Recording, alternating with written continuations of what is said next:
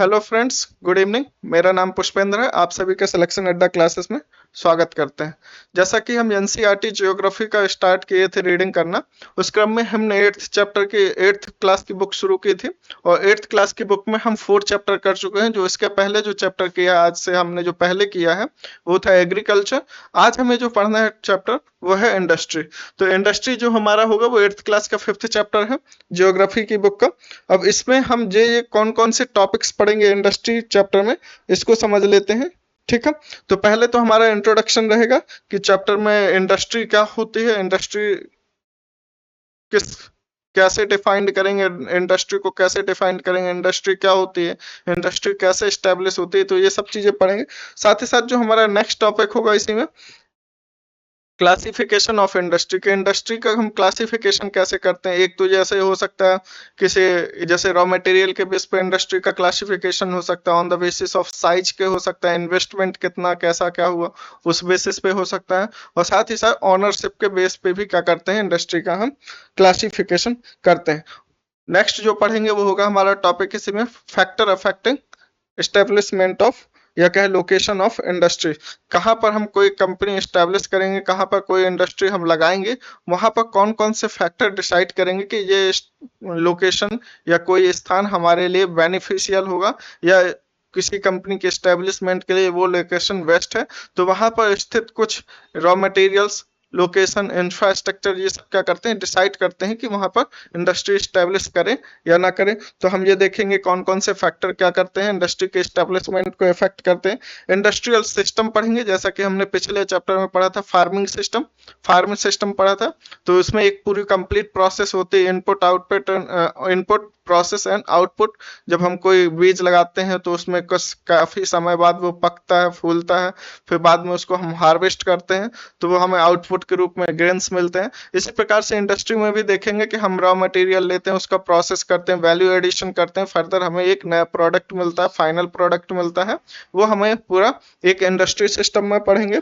ठीक है, distribution of major industries, तो ये भी देखेंगे कि जो मेजर इंडस्ट्रीज हैं उनका डिस्ट्रीब्यूशन कैसा है।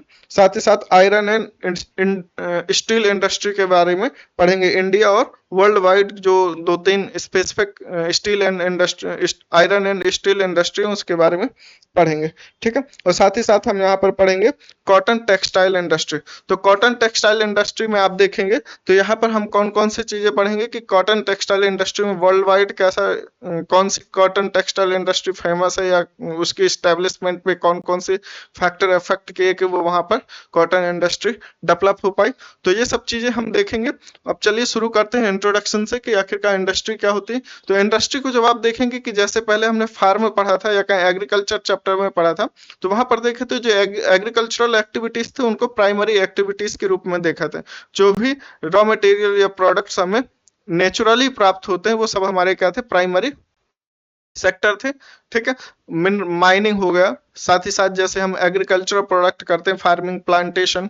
ठीक है, तो ये सब हमारा क्या आ रहा था, प्राइमरी एक्टिविटीज। आज हम देखेंगे कि जो सेकेंडरी एक्टिविटीज होता है या उसी को कहते हैं मैन्युफैक्चरिंग एक्टिविटीज, या हम कहते हैं कि किसी प्रोडक्ट जो हमारा रॉ मटेरियल है उसमें वैल्यू एडिशन कर दें, तो वो क्या होता है हमारा सेकेंडरी एक्टिविटीज में आ जाता है। वही हमारा काम करता है, इंडस्ट्रीज उसमें वर्क करती हैं, वैल्यू एडिशन का काम करते हैं। आप यहाँ पर देखेंगे कि जैसे कि जब हम देखेंगे कि सेकेंडरी एक्टिविटीज में एक एनसीईआरटी में एग्जांपल दिया गया है, पल्प से पेपर बनाना या कहीं बांस से पेपर का बनना। तो ये एक कंप्लीट प्रोसेस है। हमने बांस का पल्प निकाला, उसको बनाया, किसी तरह से उसकी लुगदी बनाई, उसमें प्रोसेस किया, फिर फर्दर हमें फाइनल प्रोडक्ट पेज मिलता है, बुक मिलती है। तो ये क्या हो गया, एक प्रोसेस हो गया या कहीं एक पूरी सिस्टम हो गया। एक रॉ मटेरियल का यूज करना, उसमें वैल्यू एडिशन करना, प्रोसेसिंग करना, फाइनल प्रोडक्ट हमें बुक्स के रूप में मिलता है। तो ये क्या हो जाता है, एक बुक की जर्नी या कहीं एक पेज की जर्नी देखते हैं। ठीक है, तो इंडस्ट्री का बेसिकली वर्क क्या होता है, यहाँ पे वैल्यू एडिशन किया जाता है। जो भी हमें रॉ मटेरियल मिलता है उसमें हम वैल्यू एडिशन करते हैं। ठीक है, तो सेकेंडरी एक्टिविटीज और manufacturing change raw materials into products of more value to people. ठीक है, तो बेसिकली इसमें क्या देखेंगे आप कि सेकेंडरी एक्टिविटीज में हम क्या करते हैं, मैन्युफैक्चरिंग एक्टिविटीज आते हैं जिसमें हम क्या करते हैं, मैन्युफैक्चर करते हैं, या इसमें हम करते हैं क्या, वैल्यू एडिशन करते हैं। ठीक है, वैल्यू एडिशन करते हैं। और जब वैल्यू एडिशन कर देते हैं तो हमें क्या मिलता है, एक न्यू प्रोडक्ट मिल जाता है। ठीक है, जैसे हम आटे से क्या बनाते हैं, बिस्किट बनाते हैं। ठीक है, गेहूं से बनाएंगे आटा, आटे से बनाएंगे बिस्किट, और उसमें कई सारे अदर रॉ मटेरियल्स लगेंगे। ठीक है, इंग्रेडिएंट्स लगेंगे। ठीक है, फ्लेवरिंग इंग्रेडिएंट लगेगा, शुगर लगेगा, आटा लगेगा, पानी लगेगा। ठीक है, हीट लगेगी, उसमें टेम्परेचर देना पड़ेगा उसको पकाने के लिए। तो ये क्या हम वैल्यू एडिशन कर रहे हैं, जो हमारा फाइनल प्रोडक्ट मिलेगा बिस्किट, वो हमारा क्या होगा, मैन्युफैक्चरिंग हो गया। ठीक है, the finished product has more value and utility than the raw material. ठीक है, that it is made from. ठीक है, जैसे हम देखते हैं एक रोटी की कीमत क्या होगी, कम होगी। वहीं पर अगर हम एक बिस्किट की कीमत देखते हैं, एक बिस्किट के पैकेट की कीमत देखते हैं, वो बहुत ज्यादा होती है। ठीक है, कंपेयर टू आटे। ठीक है, हम अगर थोड़ा सा आटा ले लेते हैं, 250 ग्राम्स आटा ले लेते हैं, और वहीं पर बिस्किट 250 ग्राम्स ले लेते हैं, दोनों की वैल्यू में काफी ज्यादा अंतर आ जाता है। ठीक है, अगर उसकी कीमत लगाएं तो काफी अंतर मिलेगा। ठीक है, तो यही होता है, जो फिनिश्ड प्रोडक्ट होता है उसमें क्या होता है, मोर वैल्यू आती है, ज्यादा यूटिलिटी होती है उसकी। ठीक, industry refers to the an economic activity that is concern with the production of goods, the extraction of mineral और द प्रोविजन ऑफ सर्विसेज। तो आप देखेंगे कि इंडस्ट्री में क्या होता है, एक तो मैन्युफैक्चरिंग बेसिकली क्या होता है, जो इंडस्ट्री जब हम सोचते हैं या हमारे दिमाग में इंडस्ट्री वर्ड आता है तो पे चल रहा होगा, या कोई नया प्रोडक्ट बनाया जा रहा होगा, जैसे बिस्किट हो गया, कागज का बनना हो गया। ठीक है, या कपड़े के बनाना हो गया, तो ये सब क्या होता है, हमारे दिमाग में आता है, बनना हो जाता है। यहाँ पर इंडस्ट्रीज में आप ये देखेंगे कि यहाँ पर सर्विसेज भी आ सकती हैं। ठीक है, तो आप यहाँ पर देखेंगे concern with the production of goods, तो यहाँ पर क्या होगा, वस्तुओं का निर्माण किया जाएगा। ठीक है, साथ ही साथ आप यहाँ पर देखेंगे एक्सट्रैक्शन ऑफ मिनरल्स। ठीक है, जब हम क्या करते हैं, माइनिंग करते हैं, और उसमें जब माइनिंग करके ओर लाते हैं, तो ओर से हम जब जैसे आयरन ओर लाए, तो उसमें आयरन ओर में क्या होगा, आयरन की क्वांटिटी ज्यादा होगी, लेकिन उसमें अदर मिनरल्स भी होंगे। ठीक है, तो हम क्या करेंगे, आयरन ओर से क्या करेंगे, एक्सट्रैक्ट करेंगे, मिनरल्स को अलग करेंगे। जैसे आयरन को अलग कर लिए, उसमें और भी अदर मिनरल्स होंगे, उनको एक्सट्रैक्ट कर लेंगे, तो क्या हो जाएगा, यहाँ पर एक्सट्रैक्शन ऑफ मिनरल्स आ जाएगा।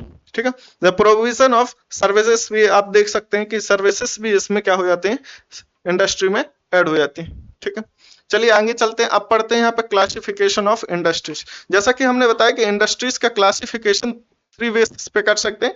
पहला हमारा होता है बेसिस, क्या होता है, रॉ मटेरियल के बेसिस पे हम क्या कर सकते हैं, इंडस्ट्रीज का क्लासिफिकेशन कर सकते हैं कि कोई इंडस्ट्री कैसी है। ठीक है, तो रॉ मटेरियल के बेस पे एग्री वेस्ट इंडस्ट्री हो सकती है। ठीक है, मैरीन वेस्ट हो सकती है। ठीक है, तो इस तरीके से हम क्या कर सकते हैं, जो रॉ मटेरियल यूज हो रहा है, जिससे इंडस्ट्री का कोई कार्य हो रहा है, जैसे हम कोई ऐसी इंडस्ट्री लगाएं जहां पर हम केचप बना रहे हैं, टमाटर का सॉस बना रहे हैं, तो वहां पर हम देखेंगे कि रॉ मटेरियल में हम क्या कर रहे हैं, एग्रीकल्चरल प्रोडक्ट को यूज कर रहे हैं, तो वो हमारी एग्री वेस्ट इंडस्ट्री हो जाएगी। मैरीन वेस्ट में क्या हो जाएगा, जैसे हमने मैरीन से प्रोडक्ट, जैसे मछली निकाली, तो उसका क्या किया, उसमें प्रोसेस किया, उसका ऑयल निकाला मछली का, तो वो क्या हो जाएगा, हमारे लिए मैरीन वेस्ट इंडस्ट्री हो जाएगी। ठीक है, अगर दूसरा क्लासिफिकेशन देखा, on the basis of size. ठीक है, तो साइज में हमारा क्या हो जाएगा, हमारा इन्वेस्टमेंट भी आ जाएगा। ठीक है, हमारी मशीनरी भी आ जाएगी कि हमने मशीनरी कैसे यूज किया है, या हमारा लेबर कैसा लगा है, तो ऑन द बेसिस ऑफ हमारा क्या हो जाएगा, साइज भी हो जाएगा। On the basis of ownership. ठीक है, तो अगर हम देखें कि ऑनर बेसिस के बेस पे क्या हो सकता है, इंडस्ट्री का क्लासिफिकेशन हो सकता है। जैसे कोई इंडस्ट्री ऐसी है जिसका ऑनर खुद है, या कोई इंडिविजुअल पर्सन है, तो वो क्या हो जाएगी, प्राइवेट इंडस्ट्री हो जाएगी। जब कोई गवर्नमेंट किसी इंडस्ट्री को क्या करती है, रेगुलेट करती है या उसको चलाती है, तो वहां पर क्या हो जाएगी, पब्लिक इंडस्ट्री हो जाएगी। ज्वाइंट सेक्टर भी हो सकती है, मतलब पब्लिक और या कहीं गवर्नमेंट भी एक उसमें स्टेक है, और साथ ही साथ कोई इंडिविजुअल भी है उसमें, तो वो क्या हो जाएगा, जॉइंट सेक्टर हो जाएगा। ठीक है, कोऑपरेटिव इंडस्ट्रीज भी हो सकती हैं, जैसे अमूल वाला जो फेमस एग्जांपल सभी इंडिया में चलता है कि अमूल इंडस्ट्री जो है वो क्या करती है, कई सारे जो प्रोड्यूसर हैं या सप्लायर मिलके क्या करते हैं, एक इंडस्ट्री स्टैब्लिश करते हैं या एक कंपनी स्टैब्लिश करते हैं और सर्विसेज प्रोवाइड कर देते हैं या नया प्रोडक्ट का फॉर्मेशन करते हैं, तो वो क्या हो जाती है, हमारी कोऑपरेट जॉइंट क्या हो जाती है, हमारी कॉर्पोरेट इंडस्ट्री हो सकती है। ठीक है, जहां पर कई सारे लोग मिलकर जुड़ते हैं, इंडिविजुअल कई लोग आते हैं और वहां पर क्या करते हैं, उसको रेगुलेट करते हैं या उसको इंडस्ट्री को एस्टेब्लिश करते हैं। ठीक है, अब देखते हैं कि इंडस्ट्रीज का classification on the basis of raw material. पहले हमने देख लिया कि 3 बेसिस पे हम क्या करते हैं, इंडस्ट्रीज का क्या करते हैं, क्लासिफिकेशन करते हैं। रॉ मटेरियल के बेसिस पे कौन सा रॉ मटेरियल यूज हुआ, दूसरा हम देख रहे थे उसके साइज के बेसिस पे इन्वेस्टमेंट देख सकते हैं कि इन्वेस्टमेंट कैसा है, या उसमें मशीनरी कैसी यूज की गई है, या ये भी देख सकते हैं कि उसमें लेबर कैसा है, लेबर इंटेंसिव है या मशीन इंटेंसिव है, ये सब देख सकते हैं। ठीक है, तो अब देखते हैं, पहले हम यहाँ पर बात करते हैं रॉ मटेरियल के बेसिस पे कि रॉ मटेरियल के बेस पे अगर इंडस्ट्री में जो रॉ मटेरियल यूज हुआ है उसके बेसिस पे इंडस्ट्री को क्या नाम दिया जाएगा या कैसी इंडस्ट्री कहलाएगी। तो अगर हम कहते हैं एग्रो बेस्ड इंडस्ट्री, तो एग्रो बेस्ड इंडस्ट्री में आप देखेंगे कि यहाँ पर जो रॉ मटेरियल यूज होगा तो बेसिकली क्या होगा, ऐसा रॉ मटेरियल होगा जो नेचुरली प्राप्त हो जाए, एग्रीकल्चरल प्रोडक्ट हो जाए। ठीक है, तो यहाँ पर देखेंगे use plants and animal based products as their raw material. तो यहाँ पर आप ये देखेंगे कि यहाँ पर जो रॉ मटेरियल होगा तो वो या तो हमें प्लांट से मिलेंगे या एनिमल से मिलेगा। ठीक है, उनके प्रोडक्ट को यूज करके हम क्या करते हैं, प्रोसेसिंग करते हैं या मैन्युफैक्चर करते हैं, तो वो हमारी क्या हो जाती है, एग्रो बेस्ड इंडस्ट्री हो जाती है। मैरीन बेस्ड इंडस्ट्री क्या होंगे, तो इसमें क्या होगा, जो हमें मैरीन से रॉ मटेरियल मिलता है या कहें हमें समुद्र से जो सामग्री मिलती है, रॉ मटेरियल मिलता है, उसका जब यूज करके हम कोई इंडस्ट्री एस्टेब्लिश करते हैं और वहां पर मैन्युफैक्चरिंग करते हैं तो वो हमारी मैरीन वेस्ट इंडस्ट्री हो जाती है। Marine based industries are the primary industries that use marine ores. ठीक है, मिनरल और सॉरी यहाँ पे मिनरल वेस्ट है, एक मैरीन वेस्ट भी है, सॉरी ये नीचे वाला। ठीक है, ये मैरीन वेस्ट है, यहाँ पर मिनरल वेस्ट इंडस्ट्री है। तो मिनरल वेस्ट में क्या होगा, तो जो हमारा रॉ मटेरियल होगा वो क्या होगा, मिनरल ओर्स होंगे। ठीक है, तो यहाँ पर हम क्या यूज कर रहे होंगे, मिनरल ओर यूज कर रहे होते हैं। ठीक है, जैसे आयरन के लिए क्या करते हैं, हम आयरन ओर का यूज करते हैं। ठीक है, आयरन को बनाने के लिए हम क्या करेंगे, आयरन ओर का यूज करेंगे। ठीक है, इसी तरीके से नेक्स्ट क्या हो जाएगी हमारी, पहला हो गया ये हमारा एग्रो बेस्ड हो गया, दूसरा हमारा हो गया मैरीन वेस्ट हो गया। ठीक है, तीसरा हो गया सॉरी मिनरल वेस्ट होगा, और तीसरा हो गया हमारा marine based industries use product from the sea and ocean as raw material.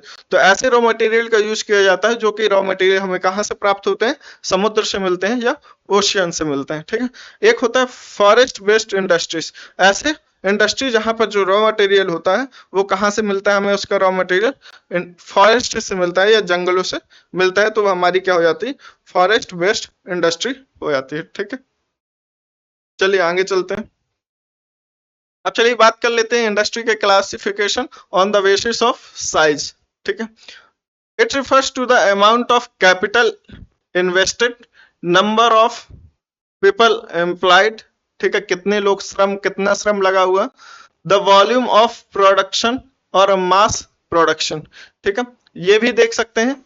इसके क्लासिफिकेशन के लिए जो हम बात कर रहे हैं, किसी इंडस्ट्री के classification on the basis of size की बात कर रहे हैं, तो यहाँ पर देखेंगे कि उसके जो साइज की बात की जा रही है, तो यहाँ पर कैसे इसको चेक करेंगे, जैसे यहाँ पर नंबर ऑफ पीपल एम्प्लॉयड, यहाँ पर लेबर कैसा है। ठीक है, साथ ही साथ यहाँ पर कैपिटल इन्वेस्टमेंट देख लेंगे, कितना रुपया लगा है, साथ ही साथ यहाँ पर ये देखेंगे प्रोडक्शन ऑफ और मास प्रोडक्शन। तो यहाँ पर देखेंगे प्रोडक्शन कैसा है, कम प्रोडक्शन हो रहा है या बहुत बड़े अमाउंट में प्रोडक्शन हो रहा है। तो इस बेसिस पे क्या करते हैं, ये साइज का बेसिस कहलाता है या मेजरमेंट ऑफ साइज कहलाता है, या कहेंगे classification of industries on the basis of size. Based on size industries can be classified into small scale industries, large scale industries. ठीक है, तो स्मॉल स्केल इंडस्ट्रीज में भी कह सकते हैं और लार्ज स्केल इंडस्ट्रीज। तो स्मॉल स्केल इंडस्ट्रीज क्या होंगे, industries where the products are manufactured by hand. ठीक है, तो यहाँ पर बेसिकली क्या होता है, जैसे कुटीर उद्योग होते हैं जो क्या करते हैं, छोटे से एरिया में कुछ लोग मिलके या वहां के आसपास के लोग एम्प्लॉयड होके क्या करते हैं, हैंड के तरीके से या कहें हस्तक्राफ्ट बनाते हैं या कहें हस्तशिल्पों का हाथ के द्वारा क्या करते हैं, प्रोडक्ट्स का निर्माण करते हैं। यहाँ पर मशीनरी का कम यूज होता है, मिनिमम यूज ऑफ मशीनरी होता है, और ज्यादातर क्या होता है यहाँ पर श्रम का यूज किया जाता है। ठीक है, बाय द आर्टिशियन, आर्टिशियन हो सकते हैं। ठीक है, यहाँ पर लार्ज स्केल इंडस्ट्री में देखेंगे आप, यहाँ पर क्या होगा, produce large volume of production, यहाँ पर जो प्रोडक्शन होगा वो लार्ज अमाउंट में होगा, साथ ही साथ यहाँ पर कैपिटल इन्वेस्टमेंट ज्यादा होगा, साथ ही साथ यहाँ पर जो टेक्नोलॉजी होगी या मशीनरी का यूज होगा वो लार्ज अमाउंट में होगा, या कहें मैक्सिमम जो प्रोडक्शन होगा on the basis of machinery and technologies का यूज होगा यहाँ पे। ठीक है,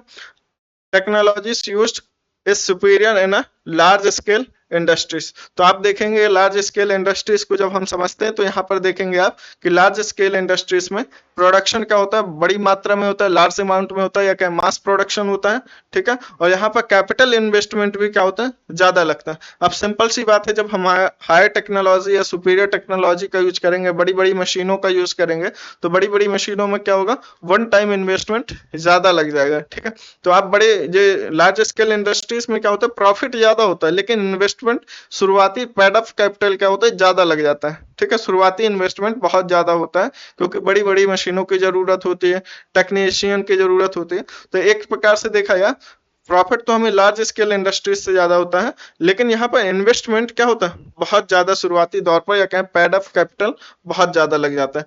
आप स्मॉल स्केल इंडस्ट्रीज में देखेंगे, यहाँ पर क्या है, हैंडलूम बेसिकली क्या होता है, यहाँ पर श्रम ज्यादा होता है, लेबर ज्यादा लगती है, या कहें पूरा जो कार्य होता है मिनिमम यहाँ पर मशीनरी का यूज होता है, और जहाँ मैक्सिमम यूज ऑफ लेबर होता है, ठीक है। और यहाँ पर मिनिमम ज्यादा प्रोडक्शन नहीं होता, on the basis of demand यहाँ पर प्रोडक्शन होता है। स्मॉल स्केल इंडस्ट्रीज क्या करती हैं, लोकल एरिया या उस रीजन पे डिमांड के अकॉर्डिंग क्या करते हैं, या प्रोडक्शन करते हैं, ठीक है। On the basis of ownership देख लेते हैं, ठीक है। प्राइवेट सेक्टर इंडस्ट्रीज क्या हो जाएंगे, यहाँ पर कोई जो ऑनर होगा वो एक इंडिविजुअल पर्सन होगा, ठीक है, उसकी खुद की अथॉरिटी होगी, वो उसका क्या होगा, ऑनर होता है। Private sector industries are industries owned and operated by individual और ग्रुप ऑफ इंडिविजुअल्स, ठीक है।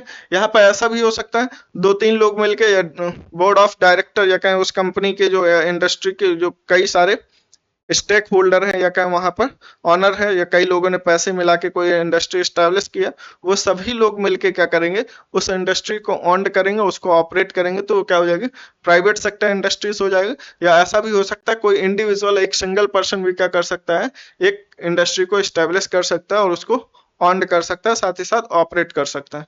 द पब्लिक सेक्टर इंडस्ट्रीज क्या होती है, यहाँ पर जो ओनरशिप होती है, यहाँ पर कोई इंडिविजुअल ना होके वो क्या होती है, स्टेट होती है, या कहीं वहां की गवर्नमेंट होती है, ठीक है। Are the industries owned and operated by the government such as Hindustan Aeronautics Limited, HAL, ठीक है। HAL जो है इंडिया का, Hindustan Aeronautics Limited and Steel Authority of India, ठीक है। ये सेल हो जाती है, सेल, और ये हिंदुस्तान एरोनॉटिक्स लिमिटेड HAL होगा, और ये यहाँ पर steel Authority of India limited जो हो जाता है, ये सेल हो जाते हैं, ठीक है। तो ये क्या है, पब्लिक सेक्टर इंडस्ट्रीज है, ठीक है। और यहाँ पर क्या होता है, जो ऑनरशिप होती है, या कहें जो ऑपरेट करता है इंडस्ट्री को, वहां पर क्या होती है, गवर्नमेंट होती है, या वहां की स्टेट गवर्नमेंट होती है, ठीक है। जॉइंट सेक्टर इंडस्ट्रीज क्या होती है, यहाँ पर पब्लिक सेक्टर और साथ ही साथ क्या होता है, कोई इंडिविजुअल भी, या कहें ग्रुप ऑफ इंडिविजुअल्स क्या करते हैं, मिलके किसी इंडस्ट्री को एस्टेब्लिश करते हैं, ठीक है। Are the industries owned and operated by state and individual, तो यहाँ पर गवर्नमेंट भी आ जाती है, और साथ ही साथ यहाँ पर क्या होता है, कोई इंडिविजुअल भी क्या करता है, किसी एक इंडस्ट्री के एस्टेब्लिशमेंट में अपना इन्वेस्टमेंट करता है, और उसके ऑपरेशन और उसके ऑनरशिप में क्या करता है, अपना योगदान देता है। तो वो क्या हो जाती है, हमारे लिए जॉइंट सेक्टर इंडस्ट्री हो जाती है। आप यहाँ पर देखेंगे कोऑपरेटिव सेक्टर इंडस्ट्रीज क्या होती है, तो जैसा कि हमने अभी देखा कि प्राइवेट इंडस्ट्रीज देखी, पब्लिक सेक्टर इंडस्ट्रीज देखी, तीसरा जो देखा ज्वाइंट सेक्टर इंडस्ट्री देखी। अब हम देख रहे हैं कोऑपरेटिव सेक्टर इंडस्ट्रीज।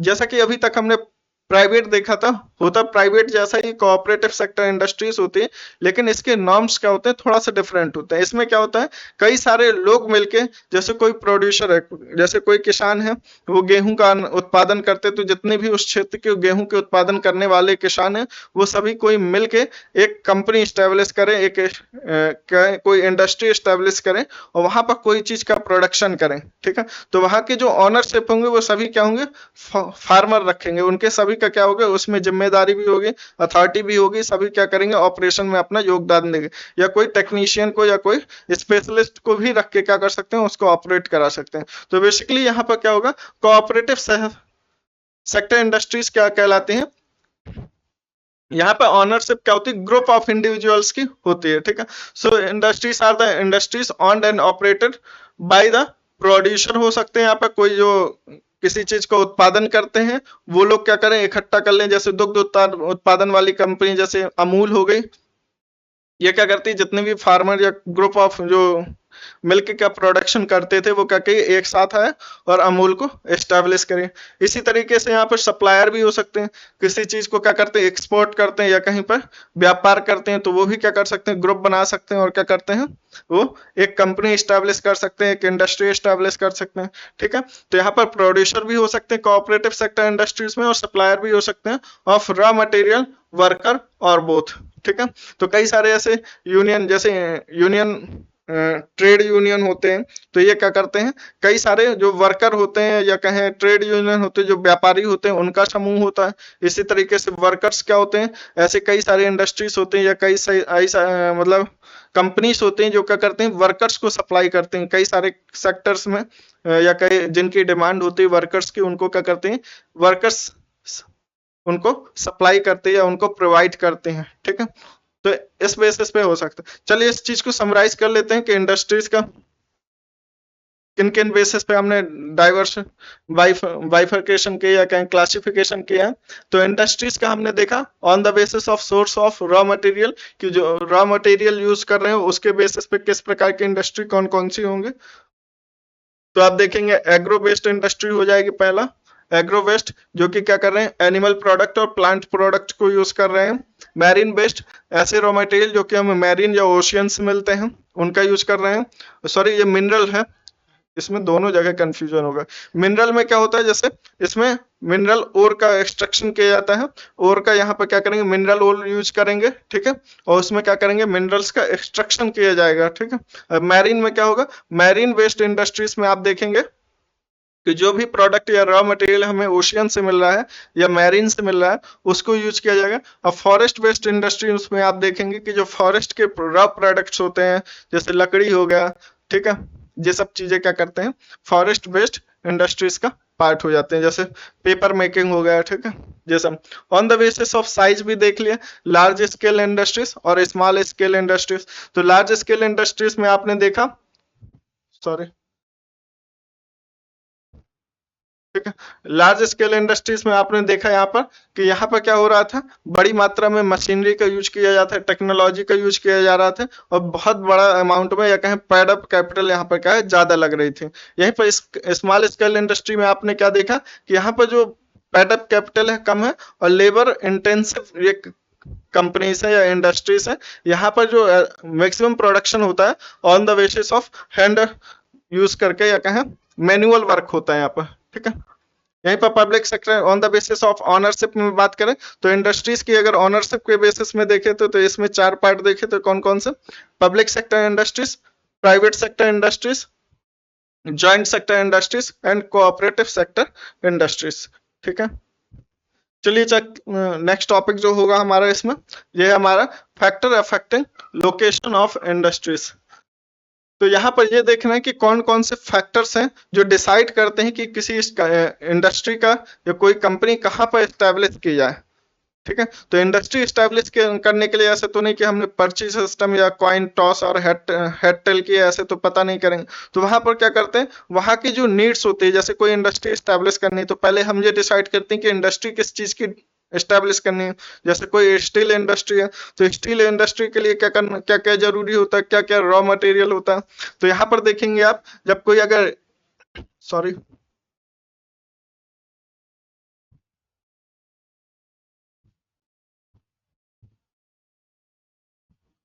अगर आपको कोई स्टील इंडस्ट्री स्टैब्लिश करनी है तो आप वहां पर देखेंगे कि रॉ मटेरियल इंपॉर्टेंट हो जाएगा, कि वहां पर रॉ मटेरियल की जो उपलब्धता हो, ठीक है, एक्सेसिबिलिटी हो, वो क्या हो, इजी हो। साथ ही साथ अदर जो फैक्टर है जो अफेक्ट करते हैं इंडस्ट्रीज के एस्टेब्लिशमेंट को या उसके लोकेशन को, कोई इंडस्ट्री कहाँ पर एस्टेब्लिश की जाएगी, तो ये सब फैक्टर क्या करते हैं, डिसाइड करते हैं कि कौन सी इंडस्ट्री कहाँ पर एस्टेब्लिश होगी। तो मेनली क्या होता है, किसी भी इंडस्ट्री को एस्टेब्लिश करने के लिए अगर वो रॉ वेस्ट इंडस्ट्री है, ठीक है, जो मिनरल यूज कर रहे हैं या कोई भी रॉ यूज कर रहे हैं उस बेस पर कोई इंडस्ट्री एस्टेब्लिश की जा रही है, तो वहां पर क्या हो जाएगा, मैक्सिमम जो हम प्रियोरिटी रखेंगे तो वो क्या रखेंगे, रॉ मटेरियल की रखेंगे। ठीक है, साथ ही साथ लेबर इफेक्ट करता है, कैपिटल, कैसी कैपिटल लगेगी, market, water, communication, transport, land, power, और साथ ही साथ यहाँ पर ये देख सकते हैं कि उस देश में जो गवर्नमेंट की पॉलिसी है वो भी क्या करती है, डिसाइड करती है,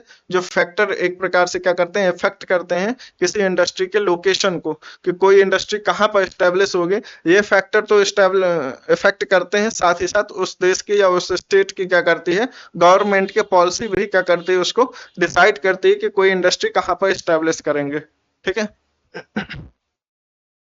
The availability of raw material, land, water, labor, power, capital, transport and market are the major factor that affect the location of the industry. तो बेसिकली आप ये देखेंगे कि ये सब जो फैक्टर है, raw material, land, water, labour, power, capital, transport and market, तो ये सब फैक्टर जो क्या करते हैं, डिसाइड करते हैं किसी इंडस्ट्री को कहाँ पर स्टेब्लिश किया जाएगा। द गवर्नमेंट इंसेंटिव्स, ठीक है, गवर्नमेंट क्या करती है, उनको प्रमोट करती है।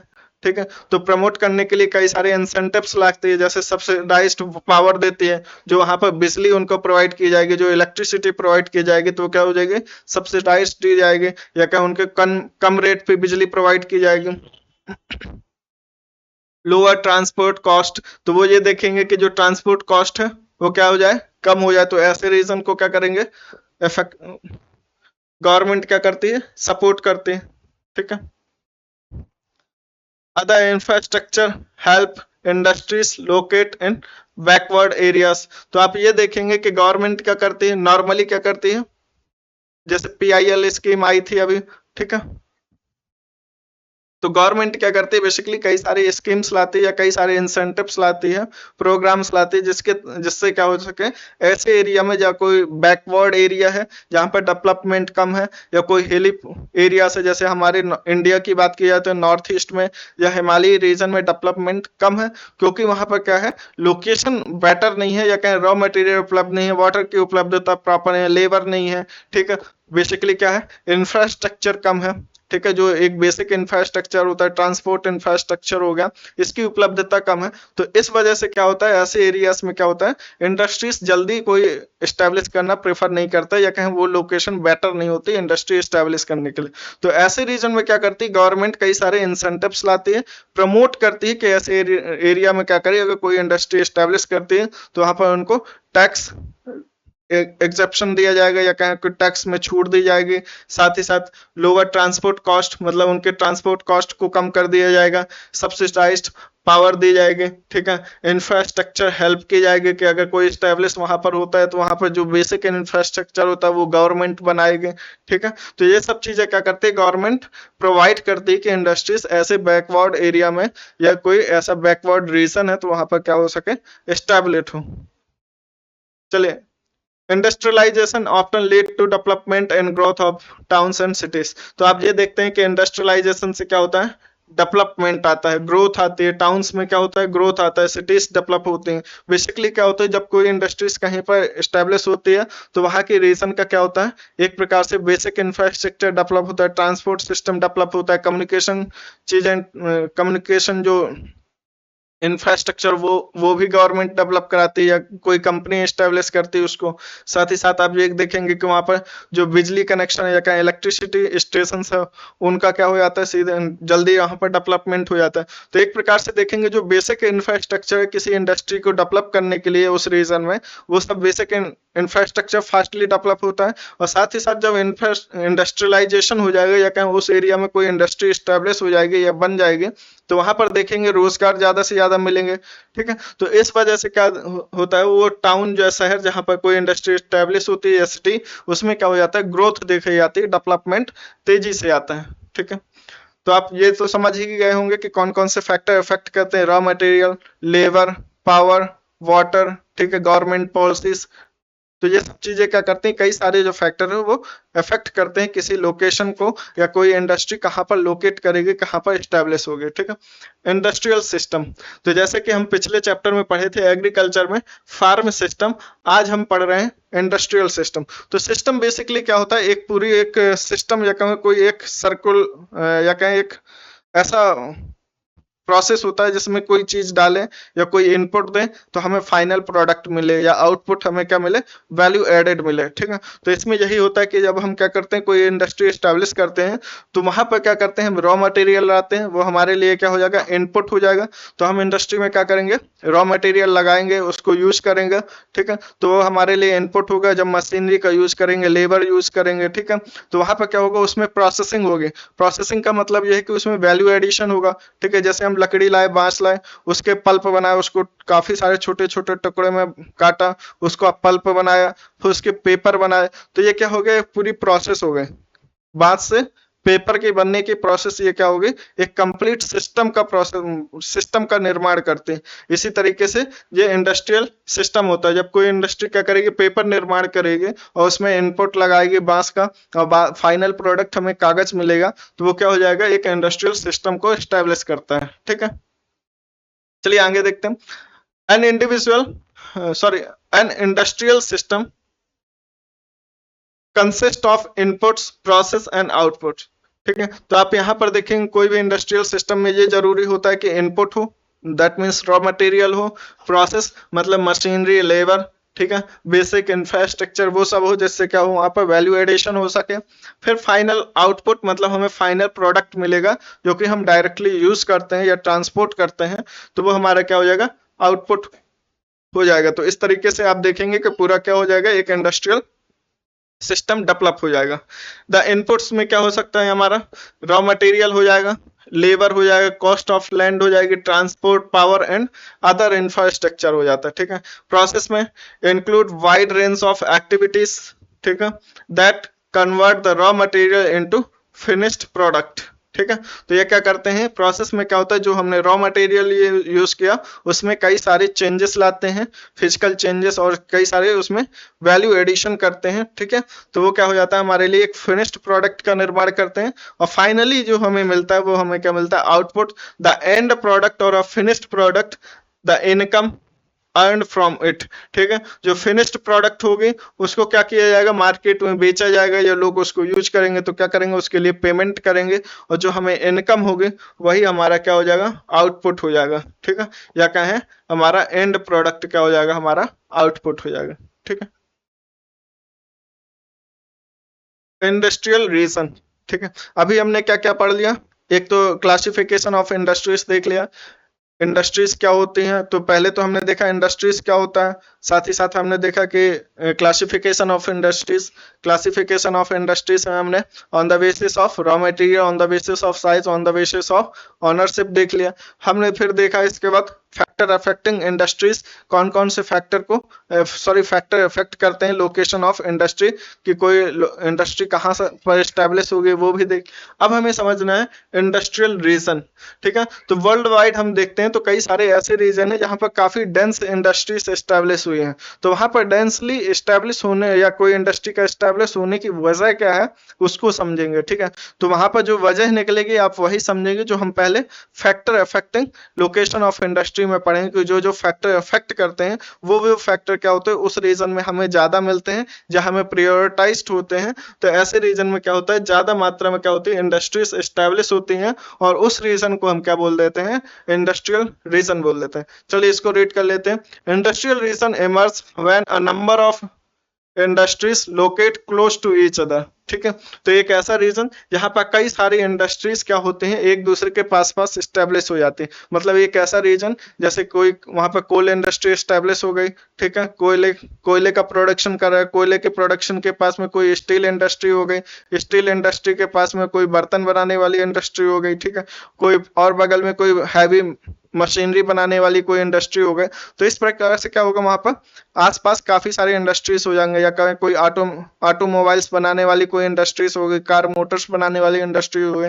तो आप ये देखेंगे कि जहां पर कोई रॉ मटेरियल प्रोवाइड होता है और साथ ही साथ basic infrastructure, power, electricity, water, ये सब प्रोवाइड होता है, तो ऐसे रीजन में आप देखेंगे कि ज्यादा मात्रा में इंडस्ट्रीज एस्टेब्लिश होते हैं। और उस रीजन में क्या होता है, एक या कई ज्यादा क्या होते हैं, इंडस्ट्रीज आसपास लग जाती हैं। तो यही कह रहे हैं, industries locate close to each other and share the benefits of their closeness, ठीक है। तो आप यहां पर देखेंगे, जैसे अभी आगे हम पढ़ेंगे इंडस्ट्रियल क्लस्टर की बात करेंगे। तो इंडस्ट्रियल क्लस्टर में क्या हमारा वो बनाया हुआ, या कहें गवर्नमेंट क्या करती है, एक ऐसे रीजन में इंफ्रास्ट्रक्चर प्रोवाइड करती है कि वहां पर सभी इंडस्ट्रीज आए, और बेसिकली वहां पर ये प्रायोरिटी दी जाती है कि एक सेक्टर से ही रिलेटेड इंडस्ट्रीज आए।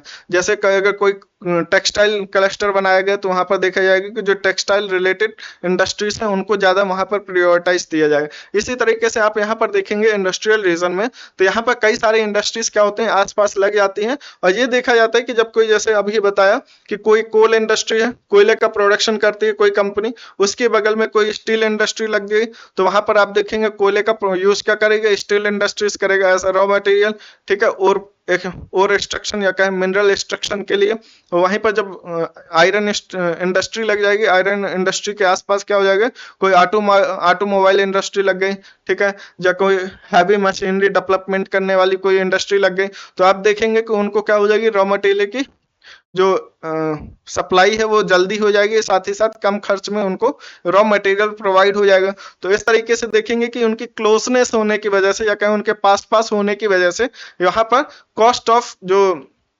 प्रोडक्शन होता है वो क्या हो जाता है, कम हो जाता है। वो जो लागत होती है, उत्पादन लागत जो होती है वो क्या हो जाती है, कम हो जाती है, क्योंकि वहां पर जो रॉ मटेरियल का जो कीमत है वो भी कम हो जाएगा, ठीक है। तो आप ये देखेंगे कि इंडस्ट्रियल रीजन में क्या होता है, एक से कई ज्यादा इंडस्ट्रीज एस्टेब्लिश होती हैं पास पास में, और यहाँ पर ये देखा जाता है कि उनके पास होने की वजह से क्या होता है, इनको कई सारे यहाँ पर बेनिफिट्स होते हैं उनके क्लोजनेस होने की वजह से, या कहें पास में होने की वजह से, ठीक है। आगे चलते हैं, जैसे एग्जांपल देख सकते हैं ईस्टर्न नॉर्दर्न अमेरिका, ठीक है।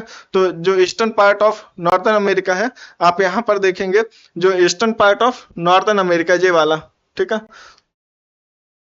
ये वाला पार्ट जो है, यहाँ पर आप देखेंगे काफी सारी इंडस्ट्रीज क्या है, स्टेब्लिश है। तो ये क्या है, हमारे लिए पूरा इंडस्ट्रियल रीजन है। तो आप ये देखेंगे पूरा क्या है, इंडस्ट्रियल रीजन है, ठीक है। जैसे ये एक इंडस्ट्रियल रीजन हो गया, ये भी इंडस्ट्रियल रीजन है, ठीक है। इंडिया ये एक इंडस्ट्रियल रीजन हो गया, ठीक है, यहाँ पर ये, ठीक है। तो ये सभी क्या है, इंडस्ट्रियल रीजन है, ठीक है। चलिए, eastern north America, western and central Europe, ठीक है। तो आप वेस्टर्न एंड सेंट्रल यूरोप में भी देख सकते हैं, ठीक है। ये सेंट्रल यूरोप होगा, वेस्टर्न यूरोप होगा, ईस्टर्न यूरोप होगा, ठीक है। तो आप यहाँ पर क्या करेंगे, देखेंगे कि इंडस्ट्रियल रीजन काफी ज्यादा डेवलप है, and eastern Europe and eastern Asia. Major industrial regions tend to the located in the temperate areas. तो आप ये देखते हैं कि जो मेजर जो इंडस्ट्रियल रीजन हमें मिलते हैं, रीजन्स जो मिलते हैं वो कहाँ पर मिलते हैं, टेम्परेट रीजन में मिलते हैं। टेम्परेट रीजन क्या होता है, 30 डिग्री के नॉर्थ एंड साउथ के अपर रीजन में, या कहें 30 डिग्री से 45 या 60 डिग्री के बीच नॉर्थ एंड साउथ में मिलता है, ठीक है। तो इस रीजन में क्या होता है, बेसिकली यहाँ पर टेम्परेचर या क्लाइमेटिक कंडीशन क्या होती है, काफी सपोर्टिव होती है, या कहीं इंडस्ट्रीज डेवलपमेंट के लिए काफी सपोर्टिव होती है, ठीक है, कंडीशनल होती है, अच्छी होती है, ठीक है। इस वजह से क्या होता है, यहाँ पर इंडस्ट्रियल डेवलपमेंट ज्यादा देखा जाता है इस जोन पे, ठीक है। Major industrial regions in India are, जैसे इंडिया में देखे कई सारे जो मेजर इंडस्ट्रियल रीजन्स है वो कौन से हैं, मुंबई पुणे क्लस्टर हो गया, बैंगलोर तमिलनाडु रीजन होगा, Hooghly region, Ahmedabad Baroda region, Chhattisgarh, sorry, Chota Nagpur industrial belt and Visakhapatnam and Guntur belt. तो आप ये देखेंगे इंडिया में अगर मेजर इंडस्ट्रियल रीजन्स की बात की जाए तो वहां पर आपको बेसिकली क्या मिलेंगे, एक मुंबई पुणे क्लस्टर मिल जाएगा, बेंगलुरु तमिलनाडु का रीजन मिल जाएगा, हुगली रीजन, अहमदाबाद बड़ौदा गुजरात। तो आप ये इंडिया में बात करेंगे तो ये वाला एक रीजन होगा, ठीक है। एक यहाँ पर मिलता है, ठीक है, ये वाला विशाखापट्टनम, ये कौन सा, ये विशाखापट्टनम वाला आपको यहाँ पर मिलेगा, ठीक है। और साथ ही साथ यहाँ पर बेसिकली ये देख लेते हैं, बाकी इंडिया का जब मैप देखेंगे वहां पर आपको लोकेट कर देंगे, ठीक है। अहमदाबाद बड़ौदा रीजन। तो इस तरीके से इंडिया में काफी सारे इंडस्ट्रियल रीजन देखने को मिलते हैं, ठीक है। चलिए अब आगे चलते हैं, डिस्ट्रीब्यूशन ऑफ मेजर इंडस्ट्रीज। अगर मेजर इंडस्ट्रीज की डिस्ट्रीब्यूशन की बात करें तो कौन कौन से हैं, the world major industries are the iron and steel industries, ठीक है। तो जो बेसिकली मेजर इंडस्ट्रीज जो है, या कहें उनका डिस्ट्रीब्यूशन कैसा होता है, iron and steel industry, textile industry, information and technology industry. The countries in which iron and steel industry is located are Germany, USA, China, Japan and Russia. तो आप ये देखेंगे कि iron and steel industry basically ज्यादा मात्रा में कहाँ establish है, इंडिया में भी है, ऐसा नहीं कि इंडिया में नहीं है। ठीक है, जैसे जमशेदपुर टाटा टेस्को देख लेंगे तो इंडिया में भी है। ठीक है, Germany, USA, China, Japan and India, sorry Russia. Textile industry is concentrated in India, Hong Kong, south Korea, Japan and Taiwan. तो मेजरली बात की जा रही कि मैक्सिमम किस किस रीजन में या किस किस कंट्रीज में हमें ये सब इंडस्ट्रीज मिलते हैं। तो आप बात करेंगे स्टील एंड आयरन इंडस्ट्री की, तो आप कहाँ पर देखेंगे, Germany, USA, China, Japan and Russia. Textile industries में आप देखेंगे India, Hong Kong, south Korea, Japan and Taiwan. ठीक है, तो आप जापान के बारे में और इंटरेस्टिंग फैक्ट ये जानेंगे कि इसके पास क्या रॉ मटेरियल तो नहीं है, लेकिन ये क्या करता है, रॉ मटेरियल को इंपोर्ट करता है, फिर भी क्या करता है, अपने यहाँ पर ये इंडस्ट्रीज एस्टेब्लिश कराता है। जैसे जापान में क्या होता है, कॉटन प्रोडक्शन कम या कहीं बहुत ही कम है, फिर भी ये क्या करता है, कॉटन को इम्पोर्ट करता है और देन वहां पर क्या करता है, टेक्सटाइल इंडस्ट्री को एस्टेब्लिश किया। The major hubs of information technology, आप ये देखेंगे कहाँ पर, Silicon Valley of central California USA में है। The Bengaluru region in India. ठीक है, जो बेंगलुरु रीजन है, बेंगलुरु चेन्नई वाला रीजन है, तो आपको वहां पर क्या मिल जाएगा, इंफॉर्मेशन टेक्नोलॉजी इंडस्ट्री इंडिया में मिल जाएगी। और सिलिकॉन वैली जो कि बेसिकली आईटी सेक्टर के लिए ही फेमस है, कंप्यूटर बेस्ड इंडस्ट्री के लिए फेमस है, वो सिलिकॉन वैली कहाँ मिल जाती है हमें, यूएसए में। ठीक है, चलिए चलते हैं आगे। Iron and steel industry, iron and steel industry is a feeder and industry. ठीक है, तो बेसिकली ये क्या होता है, आयरन एंड स्टील इंडस्ट्री क्या होता है, एक प्रकार से काफी इंपॉर्टेंट इंडस्ट्रीज होती है। ये क्या करते हैं, बाकी इंडस्ट्रीज को क्या करते हैं, डेवलपमेंट में काफी सपोर्टिव होते हैं या कहें सपोर्ट प्रोवाइड करते हैं। The inputs for the industry include iron और coal and limestone, labour capital, site and other infrastructure. तो आप देखेंगे कि इनपुट्स क्या लगते हैं या कहें रॉ मटेरियल कौन कौन से लगते हैं। तो रॉ मटेरियल तो हमें क्या क्या लग जाएगा, आयरन और कोल, लाइमस्टोन, ये सब हमारा क्या हो जाएगा, रॉ मटेरियल हो जाएगा। अगर इनपुट्स की बात करें तो इनपुट्स में तो हमारा रॉ मटेरियल भी आ जाता है। यहाँ पर और क्या हो जाता है, यहाँ पर लेबर कैपिटल, साइट, कोई एक लैंड जो रीजन जहाँ पर एस्टेब्लिश कर रहे हैं। ठीक है, अदर इंफ्रास्ट्रक्चर, इस सब की जरूरत होती है जहां पर हम क्या करते हैं, आयरन एंड स्टील इंडस्ट्री को एस्टेब्लिश करते हैं। The process of converting iron ore into steel involve many stages. तो जब आप देखेंगे किसी इंडस्ट्री में जाकर अगर देखें कि आयरन ओर को कैसे कन्वर्ट किया जाता है, एक आयरन में या कहें स्टील में, आयरन ओर को कैसे स्टील में कन्वर्ट किया जाता है, तो वहां पर प्रोसेस क्या होते हैं, देखेंगे raw material is put in a blast furnace. ठीक है, तो एक ब्लास्ट फर्नेस होती है जिसमें क्या किया जाता है, ये रॉ मटेरियल को डाला जाता है, वेयर इट अंडरगोस इसमें मेल्टिंग। ठीक है, तो यहाँ पर क्या होता है, इसको मेल्ट किया जाता है। ठीक है, और काफी ज्यादा टेम्परेचर इसको देना पड़ता है, इसलिए यहाँ पर क्या होता है, कोल इंडस्ट्री, यहाँ पर देखेंगे लाइम स्टोन लग रहा है और कोयले का यूज हो रहा है। ठीक है, क्योंकि वहां पर क्या करना है, हमें मेल्ट भी करना है। The outputs obtain is steel which may be used by other industries as a raw material. ठीक है, तो इस इंडस्ट्री को फीडर इंडस्ट्री इसलिए बोलते हैं, जो इसका आउटपुट होता है, इस आउटपुट को क्या करते हैं, कई सारी इंडस्ट्रीज यूज करके क्या करते हैं, बाकी चीजों को डेवलप करते हैं। ठीक है, जैसे ऑटोमोबाइल इंडस्ट्री है तो स्टील का ही यूज करेंगे। ठीक है, importance of steel, steel is tough, ये क्या होता है, काफी हार्ड होता है, टफ होता है, कैन बी शेप्ड, कट और मेड इनटू वायर। ठीक है, तो स्टील का क्या किया जाता है, काफी सारा यूज होता है, जैसे इसको क्या होता है, काफी हार्ड और टफ होता है, शेप्ड किया जा सकता है, किसी भी शेप में दिया जा सकता है, कट किया जा सकता है, मेड इनटू वायर, इसको वायर में भी कन्वर्ट किया जा सकता है। तो बेसिकली यहाँ पर स्टील की प्रॉपर्टीज को बताया जा रहा है कि ये क्या है, डक्टाइल भी है। ठीक है, इसको क्या कर सकते हैं, प्लेट या हैमिंग करके इसमें क्या कर सकते हैं, इसको प्लेट के स्ट्रक्चर में भी ला सकते हैं। Alloy gives steel unused hardness, toughness और एबिलिटी टू रेजिस्ट रस्ट। ठीक है, तो ये एलॉय जो होता है तो ये क्या करता है, इसको हार्डनेस प्रोवाइड करता है, साथ ही साथ इसमें क्या होता है, टफनेस आ जाती है, हार्डनेस आ जाता है। ठीक है, टफनेस आ जाती है, एबिलिटी रेजिस्ट रस्ट। और स्टील में आप देखे होंगे, लोहे के बर्तन देखेंगे तो वहां पर क्या हो जाती है, जंग लग जाती है, रस्टिंग हो जाती है, वहां पर आप स्टील के बर्तन में देखेंगे वहां पर क्या होता है, हमें रस्ट नहीं देखते। Steel is often called the black backbone of modern industry. जो मॉडर्न इंडस्ट्रीज होती है उसके डेवलपमेंट के लिए या कहें इंडस्ट्रियल ग्रोथ के लिए जो मेनली बैकबोन है वो कौन है, स्टील है। ठीक है।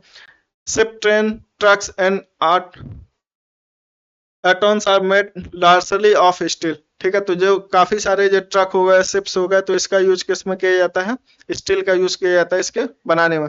The safety pins and the needles made from the steel. तो बेसिकली ये कह रहा है कि छोटी से छोटी चीज और साथ ही साथ बड़ी से बड़ी मशीनरी के डेवलपमेंट में भी हमें क्या करना है, स्टील का यूज होता है। Oil wells are drilled with the steel machinery, steel pipelines transport oil, minerals are mined with the steel equipment. तो आप ये देख रहे हैं कि स्टील का कहाँ कहाँ यूज किया जा रहा है। ये सब एप्लीकेशन है शिप में, ट्रेन में, साथ ही साथ सेफ्टी पिंस और निडल्स में यूज हो रहा है। ऑयल वेल्स में जहां पर हम ड्रिलिंग करेंगे वहां पर यूज हो रहा है। पाइपलाइंस में भी क्या हो जाता है, स्टील का यूज होता है। Minerals are mined with the steel equipments, frame machine are mostly steel. ठीक है। Large buildings have steel framework. ठीक है। तो इस प्रकार से आप देख सकते हैं कि इंडस्ट्री जो स्टील इंडस्ट्री वो क्या है, एक प्रकार से फीडर इंडस्ट्री के रूप में आती है, या क्या है वो फीड करती है बाकी इंडस्ट्रीज को, वो नरिश करती है बाकी इंडस्ट्रीज को कि क्या कर सकें, डेवलप कर सकें। ठीक है। Factor of location for steel industry. ठीक है। तो अभी हमने देखा कि स्टील इंडस्ट्री में क्या होता है, कैसे क्या क्या रॉ मटेरियल की जरूरत होती है। तो अब कौन कौन से फैक्टर्स होते हैं जो क्या होते हैं स्टील इंडस्ट्री को एस्टेब्लिश करने में डिसाइड करते हैं, कौन कौन सी कंफर्टेबल सिचुएशन होती है जहां पर हम क्या करते हैं, स्टील इंडस्ट्री को एस्टेब्लिश करते हैं। ठीक है। तो आप यहाँ पर देखेंगे iron and steel industry was located where raw material, power supply and running water were available। तो आप ये देखेंगे कि यहाँ पर बेसिकली जो हमारे factor affecting location of industry में पढ़े हैं तो वही सब चीजें यहाँ पर पढ़नी है। लेकिन आप जब देखेंगे कोई भी इंडस्ट्री का तो वहां पर सभी जो फैक्टर्स होते हैं वो तो हमें एक ही साथ नहीं मिलते, लेकिन हम उसमें प्रायोरिटीज कर लेते हैं कि हमें ये वाला अगर फैक्टर या कोई हमें मटेरियल मिल जाता है या कहीं रॉ मटेरियल का ज्यादा प्रोवाइड हो जाता है तो वहां पर हम एस्टेब्लिश कर लेंगे। तो सभी जो फैक्टर्स होते हैं एक ही साथ हमें प्रोवाइड नहीं होते, लेकिन जो जो फैक्टर हमें अफेक्ट करते हैं उनको समझ लेते हैं, जैसे material, raw material, power supply, ठीक है, रनिंग वाटर की अवेलेबिलिटी। ठीक है। तो ये सब चीजें क्या होते हैं, आप देखेंगे 1800 के पहले हम इन सब चीजों को क्या करते थे, प्रियोरिटाइज करते थे। अगर आयरन और स्टील इंडस्ट्रीज को एस्टेब्लिश करना है, कहीं पर एस्टेब्लिश करना है, लोकेट करना है, तो आप देखेंगे कि वहां पर मटेरियल, रॉ मटेरियल को प्रियोरिटाइज किया जाता था। सबसे पहले देखा जाता था उस क्षेत्र में रॉ मटेरियल प्रोवाइडेड है और नहीं है, पावर सप्लाई, रनिंग वाटर, तो इन सबको देखा जाता है। Later the ideal location for the industry was near coal field. ठीक है। तो बाद में देखा जाने लगा 1800 एडी के बाद के वर्षों में देखा जाने लगा ऐसे रीजन को ज्यादा प्रायोरिटाइज करने लगे जहां पर कोल फील्ड या कहें कोयले की उपलब्धता ज्यादा हो। ठीक है। क्योंकि यही क्या करता है, उसमें मेल्टिंग के लिए जो ब्लास्ट फर्नेस होती है उसमें अगर टेम्परेचर बढ़ाने के लिए या कहें उसको गर्म करने के लिए, आयरन ओर को मेल्ट करने के लिए हमें क्या करने होता है, कोयले की जरूरत होती है। और साथ ही साथ आप देखेंगे कोक जो कोयला होता है उसको क्या करते हैं, ऑस्ट्रेलिया से इंपोर्ट करता है इंडिया, तभी इसमें यूज करता है क्योंकि उसकी जो एफिशिएंसी होती है वो क्या होती है, ज्यादा होती है। And close to canals and railways. तो आप देखेंगे कि यहाँ पर बेसिकली एक प्रकार से इंफ्रास्ट्रक्चर को ज्यादा प्रियोरिटाइज कर दिया गया और साथ ही साथ जो रॉ मटेरियल कोयले का उसको ज्यादा प्रियोरिटाइज कर दिया गया। ठीक है। तो कैनल्स हो जहां पर हम क्या करें, वाटर बेस के थ्रू क्या करें, उसका ट्रांसपोर्ट और एक्सपोर्ट कर सके। ठीक है। रेलवेज, ठीक है, जहां पर हम क्या करें, ट्रांसपोर्ट की सुविधा या क्या बेसिकली ट्रांसपोर्ट इंफ्रास्ट्रक्चर को ज्यादा प्रियोरिटाइज करें। आफ्टर 1950s के बाद देखा जाता है आयरन एंड स्टील इंडस्ट्री में began to locate a large areas of flat land and near sea ports. तो बाद के वर्षों में देखा जाने लगा कि ऐसे रीजन को ज्यादा प्रायोरिटाइज करने लगे या ज्यादा महत्व देने लगे जहां पर लैंड प्रोवाइड हो, फ्लैट लैंड मतलब समतल भूमि हो। ठीक है। तो ऐसे रीजन को ज्यादा प्रायोरिटाइज करने लगे जहां पर क्या हो, हमें फ्लैट लैंड प्रोवाइड हो, साथ ही साथ सी पोर्ट या कहें तटीय क्षेत्रों को ज्यादा महत्व देने लगे। ठीक है। तो ये सब क्या है, एक कोई अगर हमें स्टील इंडस्ट्री एस्टेब्लिश करनी है तो कहाँ पर हम एस्टेब्लिश करेंगे, वो सब फैक्टर बता रहे हैं। साथ ही साथ ये देख रहे हैं कि समय के साथ जो प्रायोरिटी है वो भी हमारी क्या हुई, बदलती है। 1800 के आसपास आप देखते हैं कि पहले हम किसको ज्यादा प्रायोरिटाइज करते थे, रॉ मटेरियल को, पावर सप्लाई, वाटर अवेलेबिलिटी को। बाद के वर्षों में देखने लगा कि कोल फील्ड को देखने लगे कि जहाँ पर कोल फील्ड है या क्या ट्रांसपोर्ट इंफ्रास्ट्रक्चर अच्छा है, उस रीजन को हम प्रायोरिटाइज करने लगा। बाद के वर्षों में हम देखें 1950s के बाद हम देखते हैं कि ऐसे रीजन को ज्यादा प्रायोरिटाइज करने लगे जहां पर हमें क्या हो, फ्लैट लैंड की उपलब्धता हो, साथ ही साथ सी पोर्ट्स या कहें तटीय क्षेत्रों को ज्यादा महत्व देने लगे। ठीक है। Iron and steel industry in India. India की बात की जाए कि आयरन एंड स्टील इंडस्ट्री कैसे डेवलप हुई। In India iron and steel industries have the advantages of raw material, cheap labour and transport and market. तो आप ये देखेंगे कि इंडिया में क्या होगा, raw steel and iron industry के डेवलपमेंट में आप देखेंगे कि रॉ मटेरियल की उपलब्धता पर्याप्त थी, जैसे छोटा नागपुर पठार झारखंड में देखेंगे, cheap labour, transport and market. ये तो क्या हो, बेसिकली यहाँ की विशेषता ही है इंडिया की कि यहाँ पर क्या है, चीप लेबर प्रोवाइडेड है। ठीक है। Some important iron and steel industries in India are, जैसे भिलाई, दुर्गापुर, ठीक है, बर्नपुर, यहाँ पर जमशेदपुर, राउरकेला, बोकारो, ठीक है, भद्रावती, विजयनगर, विशाखापट्टनम एंड सालेम। ठीक है। तो ये सब रीजन जो है हमारे इंडस्ट्रियल या कहें आयरन एंड स्टील इंडस्ट्रीज के क्या है, रीजन है या कहें इंडस्ट्रीज हैं जो स्टैब्लिश की जाएगी। Tata iron and steel company Jamshedpur. तो ये एक स्टोरी है या कहें उसके बारे में बताया गया, टाटा एंड आयरन स्टील की कैसे स्टैब्लिशमेंट शुरू हुआ या कैसे यहाँ पर इसको स्टैब्लिश करने की शुरुआत हुई। Tata and iron steel company limited, जिसको कि हम टिस्को बोलते हैं, TISCO was started in 1907 Sakchi Sakchi Sakchi near the confluence of river Subarnarekha and Kharkai. ठीक है। तो ये बेसिकली क्या है, ये एक रीजन है साक्ची, ठीक है, और ये खरकई रिवर और साथ ही साथ सुवर्णरेखा रिवर के किनारे पर क्या किया गया, इसको एस्टैब्लिश किया गया इन झारखंड। ठीक है। तो 1907 में क्या किया गया, टिस्को कंपनी या कहें Tata and steel corporation of India को एस्टैब्लिश किया गया। ठीक है। TISCO enjoys the advantages of railways transportation. ठीक है। तो आप यहाँ पर टिस्को को क्या हुआ, बेसिक इंफ्रास्ट्रक्चर क्या मिल गया, यहाँ पर रेलवेज ट्रांसपोर्ट मिल गया। टिस्को गेट्स कोल फ्रॉम झारिया। तो यहाँ पर क्या है, झारखंड में ही क्या है, पास में क्या है, यहाँ पर कोल फ्रॉम है, मतलब कोयले का उपलब्धता कहाँ से हो गई, झारिया से हो गए। कोल फील्ड्स, जो झारिया का कोल फील्ड है, कोयले की खदान है। एंड आयरन और limestone and dolomite and manganese from Odisha and Chhattisgarh. तो आप ये देख रहे हैं कि पास में ही एक तो यहाँ पर टिस्को को क्या हुआ, बेसिक इंफ्रास्ट्रक्चर, रेलवे इंफ्रास्ट्रक्चर मिल गया ट्रांसपोर्ट के लिए। ठीक है। तो आप यहाँ पर देख रहे हैं कि एक तो इसको ट्रांसपोर्ट इंफ्रास्ट्रक्चर बेसिकली इजिली मिल गया। ठीक है। और फिर दूसरा यहाँ पर देखते हैं कि उसको कोयले की उपलब्धता, जो कि रॉ मटेरियल था, कोयले की उपलब्धता झारखंड के झारिया से मिल गई। साथ ही साथ आयरन और limestone and dolomite and manganese की जो उपलब्धता है उसको कहां से हो जाती है, ओडिशा एंड छत्तीसगढ़ से। टिस्को कंपनी को क्या होती है, वहां से इस चीज की उपलब्धता, जो कि रॉ मटेरियल है, वो प्रोवाइडेड हो जाता है।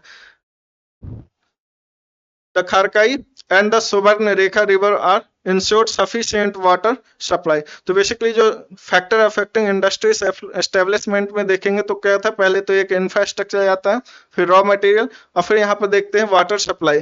तो जो वाटर की सप्लाई होती है टिस्को को, वो कहाँ से हो जाती है, खरकई एंड सुवर्णरेखा नदी से हो जाती है। The government initiative provided adequate capital for the later development. तो यहाँ पर क्या करती है, इसको गवर्नमेंट भी इंसेंटिव करती है या कहें उसको सपोर्ट करती है टिस्को कंपनी को। ठीक है। In Jamshedpur several other industrial plants are were set up after TISCO. तो आप ये देखते हैं कि एक तो बेसिक इंडस्ट्री जैसे कि steel and iron and steel industry को क्या माना जाता है, एक ये फीडर या कहें फीडर इंडस्ट्री होती है, या कहें बाकी इंडस्ट्रीज को क्या करती है, फीड करती है, नरिश करती है। तो इसके बाद ये देखा जाता है जमशेदपुर में जब टिस्को की स्टैब्लिशमेंट हो जाती है, उसके बाद आप देखते हैं कि अदर प्लांट्स या कहें काफी सारी अदर इंडस्ट्रीज भी क्या होती हैं जमशेदपुर या कहें झारखंड में, बाकी और भी इंडस्ट्रीज डेवलप हो जाती हैं by the support of TISCO. They produce chemicals, locomotive parts, machinery, ठीक है, एंड केबल एक्सेट्रा, ठीक है। तो ये जो इंडस्ट्रीज हैं वो क्या क्या प्रोवाइड करते हैं, क्या क्या प्रोड्यूस करते हैं, केमिकल्स का प्रोडक्शन करते हैं, लोकोमोटिव पार्ट्स जो रेलवे के डिब्बे होते हैं उनके पार्ट्स को डेवलप करती है, मशीनरी, केबल्स, इन सब का क्या करती हैं, डेवलप करते हैं। The importance of iron in steel industry in India, ठीक है।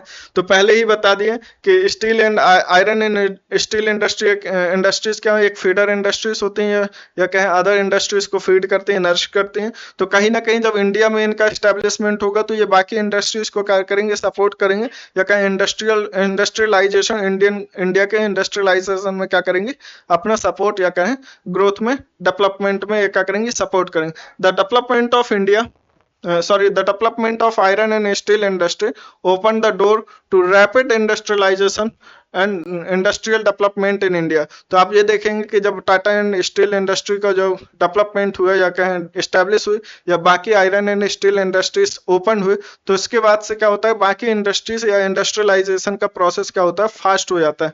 All sectors of Indian industry और depend heavily on the iron and steel industry, ठीक है। तो अदर जो सेक्टर्स होते हैं तो बेसिकली किस पर डिपेंड होते हैं, जो आयरन एंड स्टील इंडस्ट्रीज पर क्या होते हैं, हैवीली डिपेंड होते हैं। The Indian iron steel industry consists of large integrated steel plants and as well as mini steel mills, ठीक है,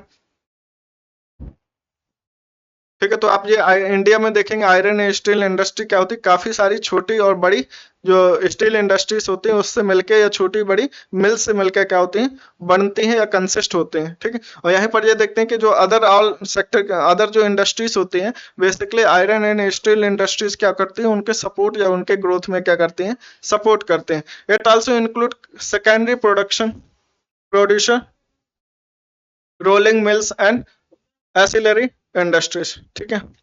चलिए आगे चलते हैं, ठीक है। तो आप यहाँ पर देख सकते हैं कि पहले ये क्या हुआ, यहाँ पर टाटा एंड स्टील इंडस्ट्री या कहें कोई भी आयरन एंड स्टील इंडस्ट्री ने क्या किया, यहाँ पर स्टील का प्रोडक्शन किया। फर्दर इसमें क्या होगा, बाकी जो इंडस्ट्रियलाइजेशन या पाइप हो गए, बाकी चीजों का क्या होगा, यहाँ पर प्रोडक्शन किया जाएगा, बाकी क्या होगा, डेवलपमेंट होगा।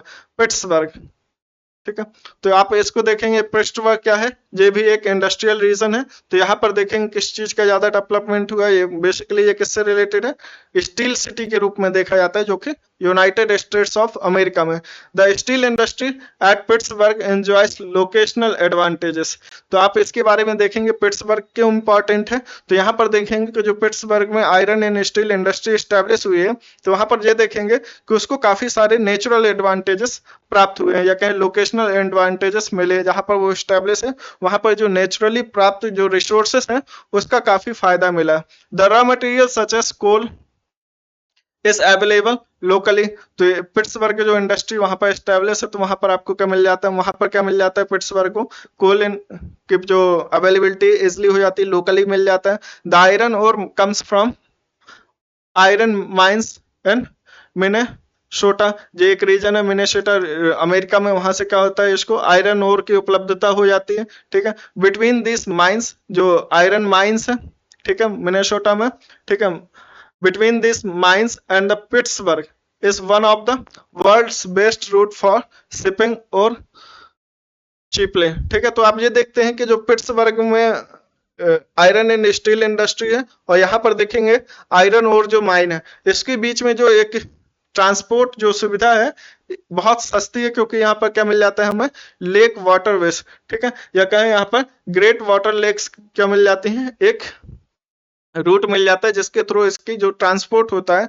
ट्रांसपोर्ट कॉस्ट क्या हो जाती है, बहुत ज्यादा कम हो जाती है। तो यहाँ पर आप देखेंगे शिपिंग कॉस्ट क्या हो जाती है, कम हो जाती है, ठीक है, क्योंकि माइन और पिट्सबर्ग के बीच जो आयरन और माइंस है और पिट्सबर्ग के बीच क्या है, ये ग्रेट लेक्स क्या है स्थित है, तो उसके थ्रू क्या होता है, इनका ट्रांसपोर्ट हो जाता है, शिपिंग हो जाती है। The Ohio the Monongahela and the Allegheny river are provide water. तो इन सभी रिवर से क्या होता है, इसको वाटर की उपलब्धता हो जाती है। तो बेसिकली आप देख रहे हैं जो बेसिक इंफ्रास्ट्रक्चर या कहें steel and iron and steel industry के डेवलपमेंट के लिए या एस्टेब्लिशमेंट के लिए जो बेसिक नीड्स हैं, जो फैक्टर्स हैं, वो क्या हो रहे हैं यहाँ पर नेचुरली इनको प्रोवाइड हो जा रहे हैं, जो कि इसको क्या करें, लोकली एडवांटेज प्रोवाइड कर रहे हैं। ठीक है, तो यहाँ पर कोल भी प्रोवाइड हो रहा है, साथ ही साथ चीप शिपिंग भी मिल रही है, साथ ही साथ यहाँ पर वाटर की अवेलेबिलिटी भी बराबर है। ठीक है, तो इस वजह से क्या होता है, पिट्सबर्ग काफी फेमस है, यहाँ पर प्रोडक्शन काफी हाई होता है।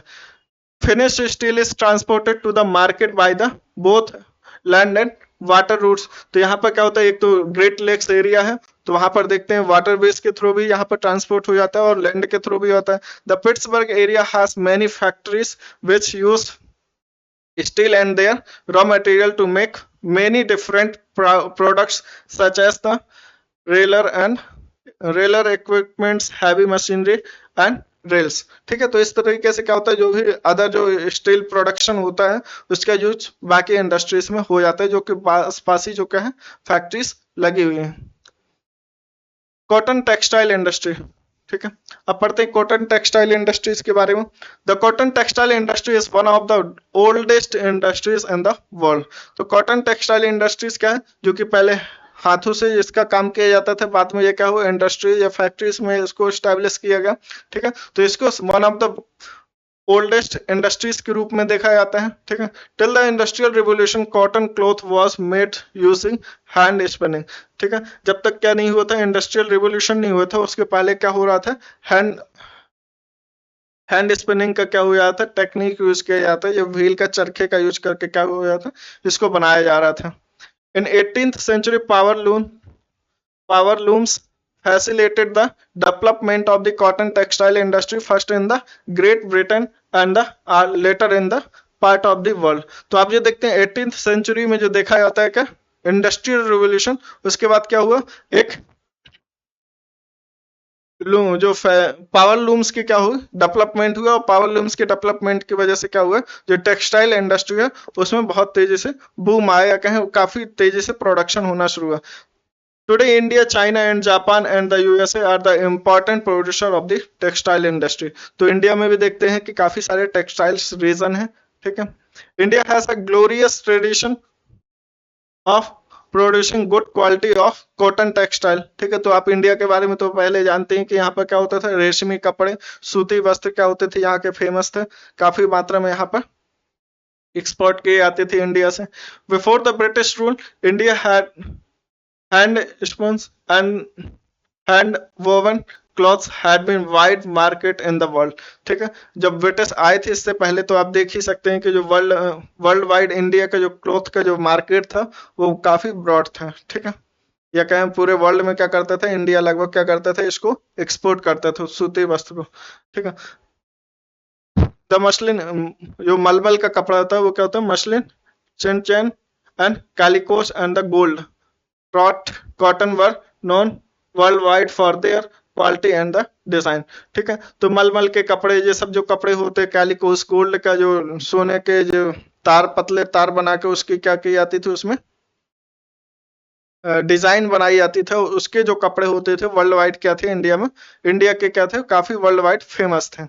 The first successful machine mechanised textile mill was established in Mumbai in 1854। तो इंडिया में जो फर्स्ट जो एस्टेब्लिशमेंट होता है पावर लूम का, या कहें तो मशीन का, मैकेनाइज्ड टेक्सटाइल मिल का, वो मुंबई में होता है। कब होता है, 1854 में। ये एक फैक्चुअल इंफॉर्मेशन है, इसको याद कर लीजिएगा।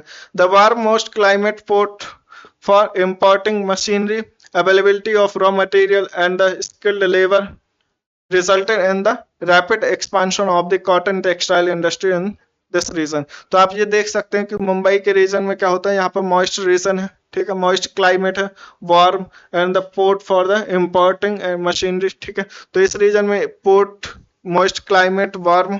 ठीक है, तो ये सब क्या करते हैं, एक प्रकार से रॉ मटेरियल की अवेलेबिलिटी को जल्दी प्रोवाइड करते हैं, स्किल्ड लेबर मिल जाता है, तो ये सब क्या करते हैं, इसके टेक्सटाइल इंडस्ट्री का एक्सपांशन में काफी फास्ट ग्रोथ लाते हैं। ठीक है, Coimbatore, Kanpur, Chennai, Ahmedabad, Mumbai, Kolkata, Ludhiana, Pondicherry and the Panipat are the some of the important cotton textile centers in the India। तो इंडिया में आप ये सब रीजन देख सकते हैं, Coimbatore, Kanpur, Chennai, Ahmedabad, Mumbai, Kolkata, Ludhiana, Pondicherry and the Panipat are the major location for the major of textile industry. Ahmedabad, Ahmedabad भी किसके लिए फेमस है? यहाँ पर टेक्सटाइल इंडस्ट्री के लिए ही क्या है, जिसको मैनचेस्टर ऑफ इंडिया भी कहते हैं, ठीक है, क्योंकि ये टेक्सटाइल के डेवलपमेंट, टेक्सटाइल ग्रोथ में या टेक्सटाइल इंडस्ट्री के लिए काफी फेमस है। Favourable location, locational factors were responsible for the development of the textile industry in the Ahmedabad. तो यहाँ के क्या है, फेवरेबल फैक्टर्स जो हैं या कहें काफी सपोर्टिव जो फैक्टर्स हैं, लोकेशनल जो फैक्टर वो क्या करते हैं, अहमदाबाद में टेक्सटाइल इंडस्ट्री के डेवलपमेंट में क्या करते हैं, सपोर्ट करते हैं। Ahmedabad is situated in the heart of the cotton growing area, ठीक है। तो आप ये देखते हैं कि अहमदाबाद हो गया, गुजरात का रीजन हो गया, और महाराष्ट्र के रीजन में आप देखते हैं ये सब रीजन क्या कॉटन प्रोडक्शन के लिए काफी ज्यादा फेमस। तो जब यहाँ पर क्या होता है, अहमदाबाद में क्या होता है, रॉ मटेरियल के अवेलेबिलिटी भी आसानी से हो जाती है, तो इसलिए कह रहे हैं the heart of the cotton growing region. तो आप देख सकते हैं कि अहमदाबाद किस रीजन में सिचुएटेड है, जहाँ पर बड़ी मात्रा में क्या होता है, कॉटन का प्रोडक्शन होता है। तो एक प्रकार से अहमदाबाद को ऐसा जो मैनचेस्टर बनाने में सबसे बड़ा योगदान देखे तो उसकी रॉ मटेरियल की अवेलेबिलिटी है, ठीक है। This ensure easy availability of raw material, ठीक है। The humid climate is ideal for spinning and the weaving, ठीक है। स्पिनिंग जो होती है या उसके जो कताई की जाती है धागे की, उसके लिए हमें क्या होता है, एक ह्यूमिड क्लाइमेट की जरूरत होती है, वो भी क्या है, अहमदाबाद में प्रोवाइडेड है। या क्या वहाँ का क्लाइमेट कैसा है, अहमदाबाद का ह्यूमिड क्लाइमेट है। The flat terrain and the easy availability of land and suitable for the establishment of the mills, ठीक है। तो यहाँ पर क्या फ्लैट रीजन्स भी, availability of skilled and the semi skilled labour, यहाँ पे स्किल भी क्या है, जो लेबर है वो भी कैसी है, हमें दो तरीके के चाहिए, स्किल्ड और सेमी स्किल्ड। स्किल्ड भी हैं और कुछ अकुशल भी हैं, लेकिन काम कर जो मैनुअल वर्क कर सके उनकी भी अवेलेबिलिटी यहाँ पर पर्याप्त है। वेल डेवलपमेंट्स ऑफ ट्रांसपोर्ट, तो यहाँ पर ये क्या देख सकते हैं कि यहाँ पर क्या है, अहमदाबाद का एक तटीय रीजन में स्थित है, तो यहाँ पर ट्रांसपोर्ट इंफ्रास्ट्रक्चर भी बेटर है। Better market and the port facilities, ठीक है, are the other favourable factors. तो आप ये देख सकते हैं कि जो इंडस्ट्रीज के लोकेशन के एस्टेब्लिशमेंट में या क्या factor affecting the establishment of industries के जो भी फैक्टर्स हैं वो सभी क्या करते हैं, यहाँ पर इजिली प्रोवाइडेड है। रॉ मटेरियल की अवेलेबिलिटी है, ठीक है, ह्यूमिड क्लाइमेट है, ठीक है, यहाँ पर क्या है, फ्लैट टेरेन है, साथ ही साथ यहाँ पर क्या स्किल्ड और सेमी स्किल्ड लेबर भी हमें प्रोवाइडेड है। साथ ही साथ यहाँ पर जो इंफ्रास्ट्रक्चर, ट्रांसपोर्ट इंफ्रास्ट्रक्चर भी इजिली हमें प्रोवाइडेड है, मार्केट है, पोर्ट फैसिलिटीज है। इस वजह से अहमदाबाद क्या होता है, एक मैनचेस्टर के रूप में डेवलप हो पाता है, ठीक है।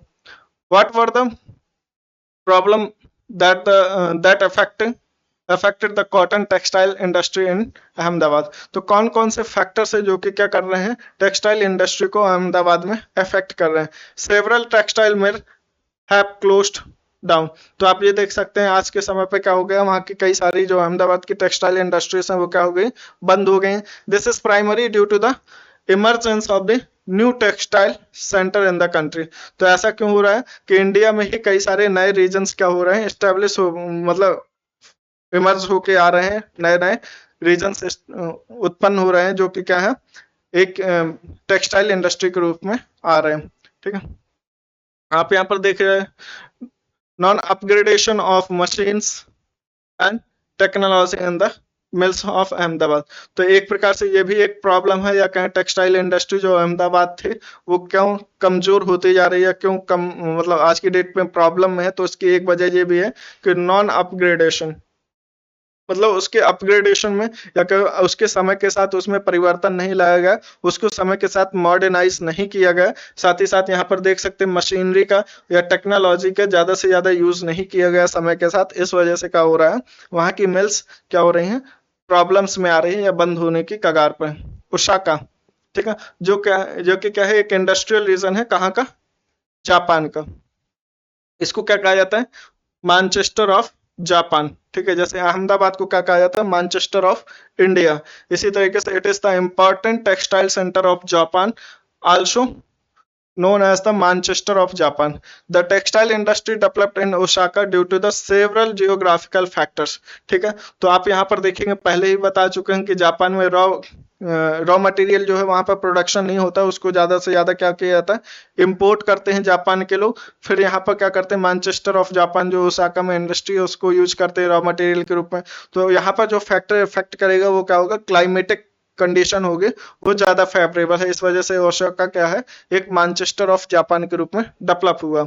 द एक्सटेंसिव प्लेन अराउंड, ठीक है, यहाँ पर क्या है, एक मैदानी क्षेत्र भी है काफी अराउंड में। Osaka insured that land was easily available for the growth of cotton mills, ठीक है। तो यहाँ पर क्या है, एक्सटेंसिव प्लेन एरिया है और साथ ही साथ यहाँ पर क्या, लैंड की इजली अवेलेबिलिटी इस चीज को क्या करती है, सपोर्ट करती है, प्रमोट करते हैं। वार्म ह्यूमिड क्लाइमेट, ये क्या होता है, ये इंपॉर्टेंट है कि जो हमारा टेक्सटाइल इंडस्ट्री होगा तो उसके लिए हमें जो क्लाइमेट चाहिए, वार्म ह्यूमिड क्लाइमेट, जो कि क्या होता है, काफी सपोर्टिव होते हैं या काफी फेवरेबल होता है, is well suited for spinning and weaving. The river Yodo provides sufficient water for the mills, labor is easily available।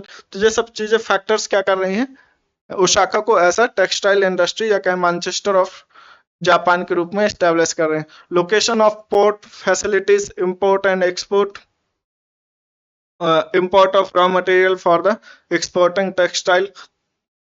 तो यहाँ पर जो पोर्ट है वो काफी फैसिलिटेट कर रहे हैं, इंफ्रास्ट्रक्चर प्रोवाइड कर रहे हैं मटेरियल के इंपोर्ट के लिए, रॉ मटेरियल के इंपोर्ट के लिए, और साथ ही साथ जो टेक्सटाइल प्रोडक्ट्स हैं उनको एक्सपोर्ट करने के लिए। The textile industry at Osaka depends upon completely upon the import of raw material. तो आपको पहले ही बताएं कि यहाँ पर क्या कर रहे हैं, ओसाका में जो इंडस्ट्री है, टेक्सटाइल इंडस्ट्री है, वो बेसिकली क्या करती है, इम्पोर्ट पर, रॉ मटेरियल के इम्पोर्ट पर क्या है, डिपेंडेंट है, ठीक है। इंफॉर्मेशन टेक्नोलॉजी, ठीक है। तो अब इंफॉर्मेशन जो टेक्नोलॉजीज इंडस्ट्रीज हैं, तो जैसे कि हमने यूएसए में ऊपर पढ़ा था, क्या था, सिलिकॉन वैली कैलिफोर्निया में यूएसए में, और इंडिया में बेंगलुरु और चेन्नई का जो रीजन है, बेल्ट है, वहां पर हमें देखने को मिलते हैं। This industry deals in the storage, processing and distribution of information, ठीक है। तो ये इंडस्ट्री किससे ज्यादा डिपेंड है, स्टोरेज से, प्रोसेसिंग से, और साथ ही साथ डिस्ट्रीब्यूशन ऑफ इंफॉर्मेशन से। तो इंफॉर्मेशन टेक्नोलॉजी में ये देखेंगे कि आज की डेटा पे क्या है, एक डेटा जो होता है वो क्या है, काफी बड़ा हमारे लिए रॉ मटेरियल या कहें काफी बड़ा हमारे लिए बेसिक डेवलपमेंट का एक मटेरियल, जिससे हम क्या कर सकते हैं, काफी ग्रोथ ला सकते हैं। तो आप ये देखेंगे डेटा के स्टोरेज के लिए, साथ ही साथ उसके प्रोसेसिंग के लिए और डिस्ट्रीब्यूशन ऑफ इंफॉर्मेशन, ये सब क्या हो गया, इसके इंडस्ट्री के रूप में इंफॉर्मेशन टेक्नोलॉजी को देखा जाता है। Today this industry has become a global industry, ठीक है। तो ये क्या हो गया, जैसे आज के डेट पे सोशल मीडिया और सोशल मीडिया का जो भी डेटा है, तो उसके स्टोरेज, उसके प्रोसेस एंड उसके डिस्ट्रीब्यूशन को लेकर आज की डेट पे देखा जा रहा है, डेटा क्या है, हमारे लिए एक काफी बड़ा फ्यूल है, ठीक है। जो न्यू जनरेशन या कहीं नई ग्रोथ आ रही है, ठीक है, या फोर्थ इंडस्ट्रियल रेवोल्यूशन जो हो रही है, उसमें सबसे बड़ा जो फ्यूल यूज होता है वो क्या है, डेटा है, ठीक है। तो आप ये देख सकते हैं कि जो ग्लोबल इंडस्ट्री के रूप में आज की डेट पे किसको देखा जाए, इंफॉर्मेशन टेक्नोलॉजी को देखा है। This is due to the series of technological, political and the socio economic events, ठीक है। The main factor guiding the location of these industries are the resource availability, cost and the infrastructure, ठीक है। तो ये basically क्या है, main factors हैं जो कि क्या होता है, इंफॉर्मेशन टेक्नोलॉजी इस इंडस्ट्रीज को जो अफेक्ट करते हैं या सपोर्ट करते हैं। मेन फैक्टर्स कौन सा, guiding the location of this industries, resource availability, ठीक है, साथ ही साथ cost and infrastructure. The major hub of the IT industry are the Silicon Valley in USA, California and Bangalore in India. Bangalore is located on the Deccan Plateau from where it gets the name Silicon Plateau, ठीक है। तो डेक्कन प्लेटू में जो क्या है, बेंगलुरु स्थित है, जिसकी वजह से बेंगलुरु किसके लिए फेमस है, आईटी सेक्टर के लिए फेमस है। इस वजह से जो डेक्कन प्लेटू है उसका नाम भी क्या पड़ गया है, सिलिकॉन प्लेटू भी बोलने लगे। Silicon Valley is the part of the Santa Clara Valley, ठीक है। तो ये एक फैक्चुअल इंफॉर्मेशन है, इसको याद बस कर लीजिए आप।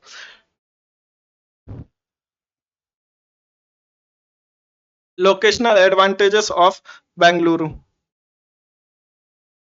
ठीक है। तो बेंगलुरु के क्या locational advantages, Bengaluru has the largest number of educational institution and IT colleges. तो ठीक है, जो बेंगलुरु है वहां पर क्या काफी जो लोकेशनल एडवांटेज हमें देखना है यहाँ पे बेंगलुरु के बारे में। तो बेंगलुरु के बारे में आप देखेंगे कि यहाँ पर क्या काफी बड़ी मात्रा में एजुकेशनल इंस्टीट्यूशन है, साथ ही साथ आईटी कॉलेजेस है। The city has low rent and cost of living. तो यहाँ पर क्या है, काफी बाकी कंट्रीज के अगर सिटीज के बारे में देखें, वहां की अपेक्षा क्या है, यहाँ पर सिटीज का जो लो रेंट है और साथ ही साथ कॉस्ट ऑफ लिविंग है। ठीक है, the state government initiative to announce its IT policy as early in 1992। ठीक है, जो स्टेट गवर्नमेंट है वहाँ की बेंगलुरु में, ठीक है, सॉरी जो तमिलनाडु के वहाँ के क्या है, जो स्टेट गवर्नमेंट है उसने क्या किया, IT पॉलिसी को बहुत ही जल्दी 1992 में क्या कर दिया था, अनाउंस कर दिया था। The city has the largest availability of skilled managers with work experience. ठीक है, तो यहाँ पर क्या है, हमें स्किल्ड लेबर की भी अवेलेबिलिटी है, स्किल्ड मैनेजर मिल जाते हैं, क्योंकि जो IT सेक्टर है उसमें क्या है, हमें स्किल्ड लेबर की जरूरत है। हम वहाँ पर कोई सेमी स्किल्ड या कम स्किल्ड लेबर का यूज नहीं कर सकते, तो हमें यहाँ पर हाईली स्किल्ड लेबर और साथ ही साथ स्पेसिफाइड लेबर की जरूरत पड़ती है। Locational advantages of silicon valley, close to some of the most advanced scientific and the technological center in the world. तो आप ये देख सकते हैं कि इसके क्या है, काफी कनेक्टिविटी है किसके साथ, जो scientific and technological centres in the world wide है। तो उसको देख लीजिए कि जो सिलिकॉन वैली है उसके साथ क्या है, काफी ज्यादा इनमें कनेक्शन देखते हैं या कनेक्टिविटी है, बेटर कनेक्टिविटी है। Pleasant climate with an attractive and clean environment. ठीक है, तो यहाँ पर क्या है, एक तो क्लीन एनवायरनमेंट है, साथ ही साथ यहाँ का जो क्लाइमेट है वो भी क्या है, काफी प्लीजेंट है, शांत, अच्छा है। Plenty of space for development and future expansion, location located close to the major roads and the airports. ठीक है, इसकी लोकेलिटी आप देखेंगे, इसके पास की रीजन देखेंगे तो वहां पर क्या है, ये काफी पास है किसके, roads, better roads and airports. ठीक है, तो लोग क्या करते हैं, जब हाईवे एरोप्लेन्स को जाते हैं या कहीं जाते हैं तो वहां पर क्या होता है, यहाँ पर एयरपोर्ट्स की नियर है। ठीक है, good access to the market and the skill worker force. ठीक है, तो यहाँ पर बेसिकली जब आप IT सेक्टर की बात करेंगे या IT सेक्टर रिलेटेड इंडस्ट्रीज की बात करेंगे तो वहां पर जिस चीज की अवेलेबिलिटी होती है या कहीं जो जो फैक्टर्स को अफेक्ट करते हैं, तो आप ये देखेंगे कि सिलिकॉन वैली में उनकी अवेलेबिलिटी बेटर है। तो पहले तो आप देख सकते हैं कि यहाँ पर क्या है, साइंटिफिक एंड टेक्नोलॉजिकल सेंटर्स हैं, तो इसकी वजह से वहाँ के लोगों की साइंटिफिक टेम्परामेंट भी अच्छा है। ठीक है, pleasant climate and attractive and clean environment. तो वहां पर तो ऐसा नहीं कि हमें किसी अदर रॉ मटेरियल की जरूरत है, तो बेसिकली यहाँ पर ऐसा रीजन होना चाहिए जहाँ पर शांत माहौल हो और साथ ही साथ वहाँ का एनवायरनमेंट का कैसा हो, क्लीन और स्वच्छ और सुंदर हो। ठीक है, तो यहाँ पर ये भी अच्छा वैली रीजन में क्या होता है, बेसिकली शांत होता है, ठंडक होती है। ठीक है, ठंडी हवाएं चल रही होती है, मौसम क्या होता है, प्लीजेंट होता है। तो इस वजह से भी क्या है, साइलेंट वैली एक IT सेक्टर के डेवलपमेंट में काफी सपोर्टिव रहा। ठीक है, plenty of space for development and future expansion. तो यहाँ पर क्या है, काफी ज्यादा स्पेस है या काफी अपॉर्चुनिटी मिलती है इस रीजन में, किसके लिए, फ्यूचर एक्सपांशन के लिए। Located close to the major roads and the airports, इसकी लोकेशन क्या है, काफी क्लोज है किसके, एयरपोर्ट्स के और मेजर रोड्स, जो काफी महत्वपूर्ण जो वहाँ की रोडें हैं, ठीक है, जो अदर स्टेट से कनेक्ट करते हैं। गुड एक्सेस टू मार्केट में स्किल्ड वर्क फोर्स। ठीक है, तो यहाँ पर क्या है, गुड एक्सेस है या कहें बेटर एक्सेस है किसकी, मार्केट के और साथ ही साथ स्किल्ड वर्कर की या स्किल्ड लेबर के, क्योंकि IT सेक्टर में हमें क्या चाहिए, स्पेसिफाइड या स्पेस, एक प्रकार से अच्छे स्किल्ड हमें लेबर की जरूरत है, जो कि हमें यहाँ पर अच्छी अवेलेबिलिटी मिलती है। ठीक है, इस तरीके से हमारा चैप्टर कंप्लीट हो जाता है। ठीक है, इंडस्ट्रियल चैप्टर कंप्लीट हो गया, इसके पहले हमने कर लिया था एग्रीकल्चर चैप्टर। ठीक है, चलिए इसको पढ़ लीजिएगा आप। ठीक है, एक बार बुक भी रीड कर लीजिएगा, इसको भी देख लीजिएगा बार बार, तो चीजें समझ में आ जाएंगे। वैसे इसमें कुछ ज्यादा हार्ड नहीं था, कुछ ही चीजें थी जो इसमें क्या था, कॉन्सेप्चुअल था, बाकी फैक्चुअल था। तो कॉन्सेप्चुअल चीजें जैसे आपको ही पहले बता दिए, क्या क्लासिफिकेशन ऑफ इंडस्ट्रीज, इंडस्ट्रीज क्या होती हैं, इंडस्ट्रीज का क्लासिफिकेशन कैसे होता है, किन किन बेसिस पे होता है। ठीक है, कौन कौन से फैक्टर हैं जो इफेक्ट करते हैं किसी इंडस्ट्री के एस्टेब्लिशमेंट पर, और साथ ही साथ कुछ मेजर जो इंडस्ट्रियल रीजन है वर्ल्ड वाइड और इंडिया में, उनको देखा है। ठीक है, तो इस तरीके से जो हमारा चैप्टर कंप्लीट होता है। Thank you, have a nice day.